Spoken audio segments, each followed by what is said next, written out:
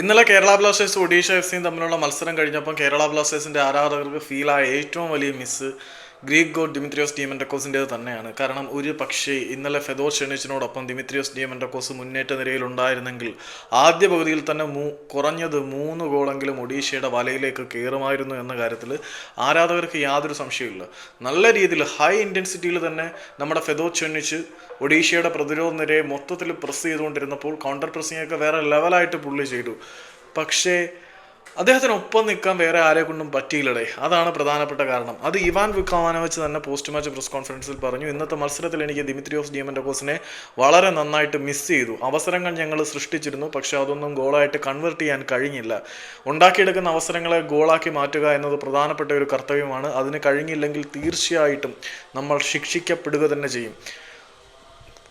ഉരുവാക്കിയെടുത്ത അവസരങ്ങളെ പാഴാക്കിയതിൻ്റെ ശിക്ഷ നമ്മളിപ്പോൾ അനുഭവിച്ചു കഴിഞ്ഞു. ഒരുപക്ഷെ ദിമിത്രിയോസ് ഡിയമൻഡക്കോസ് ഉണ്ടായിരുന്നെങ്കിൽ ഈ ഗതി വരില്ലായിരുന്നു. ചെർണിച്ചിനോടൊപ്പം അവൻ്റെ പ്രസ്സിങ്ങും ആക്യുറേറ്റ് സ്ട്രൈക്കിങ്ങും കൂടി ഉണ്ടായിരുന്നെങ്കിൽ ബ്ലാസ്റ്റേഴ്സ് ഇന്ന് തീർച്ചയായിട്ടും ഒഡീഷയെ പരാജയപ്പെടുത്തുമായിരുന്നു എന്നാണ് ആശാൻ പറയുന്നത്.